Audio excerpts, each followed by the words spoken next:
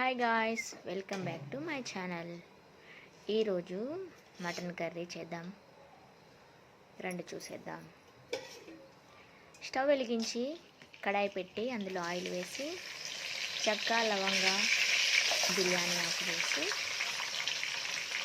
ఒక 5 ఆనియన్ తీసుకొని చిన్నగా కట్ చేసుకొని కరివేపాకు, ఒక 3 పచ్చిమిర్చి వేసి అవి మంచిగా ఫ్రై అయ్యేలాగా ఫ్రై చేసుకోవాలి. అవి ఫ్రై అయిన తర్వాత గోల్డెన్ కలర్ వచ్చిన తర్వాత నేను 1 కిలో మటన్ తీసుకొని మటన్ బాగా కడుక్కొని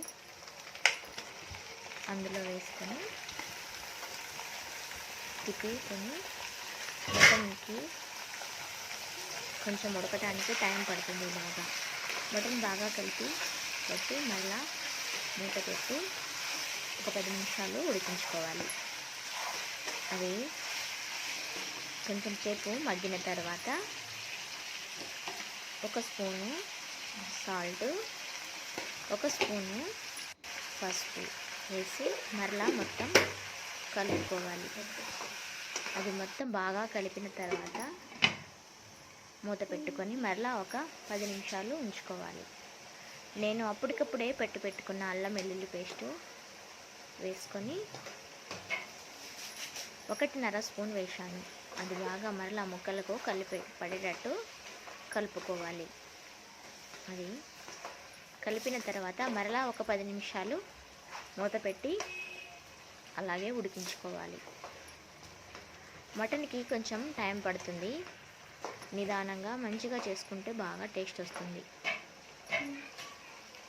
నేను ఒక 3 టమాటాలు తీసుకొని చిన్నగా కట్ చేసుకొని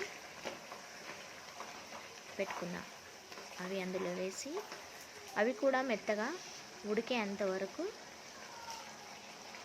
మరలా మొత్తం కలుపుకొని మూత పెట్టి టమాటా మగ్గేంత వరకు ఉడికించుకోవాలి. సండే వస్తే ప్రతి ఒక్కరి ఇంట్లో ఏదో ఒక స్పెషల్ ఉండనే ఉంటుంది కదండి. అలాగే ఈరోజు కూడా మా ఇంట్లో మటన్. మరలా టమాటాలు మగ్గిన తర్వాత 1 స్పూన్ కారం, 1 స్పూన్ ధనియాల పొడి వేసి తిప్పుకోవాలి. బాగా మరలా మసాలా అంతా పట్టేంత వరకు ముక్కలకి తిప్పుకొని పెట్టుకొని మళ్ళీ 1 స్పూను గరం మసాలా వేసుకోవాలి. 1 స్పూన్ గరం మసాలా వేసిన తర్వాత మరలా కలుపుకోవాలి. మళ్ళీ మూత పెట్టుకొని కొద్దిసేపు ఉంచుకోవాలి. కొద్దిసేపు ఉంచిన తర్వాత 1 గ్లాసు నేను ఇక్కడ వాటర్ వేసాను. 1 గ్లాస్ వాటర్ వేసిన తర్వాత మరలా తిప్పుకోవాలి. తిప్పుకున్న తర్వాత మరలా మూత పెట్టి ఉడికించుకోవాలి. ఉడికిన తర్వాత నేను కొంచెం 1 స్పూన్ కొబ్బరి పొడి వేసుకున్నాను, ఎండు కొబ్బరి పొడి. మరలా అది ముక్కలకు పట్టేటట్టు తిప్పుకొని మరలా మూత పెట్టుకున్నాను. లాస్ట్లో 1 కట్ట కొత్తిమీర, మటన్ మసాలా వేసి కలిపి పెట్టుకున్నాను.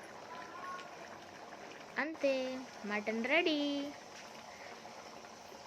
మరలా కొత్త రెసిపీతో రేపు కలుద్దాం. మా ఛానల్ని లైక్ చేయండి, సబ్స్క్రైబ్ చేయండి. Bye bye.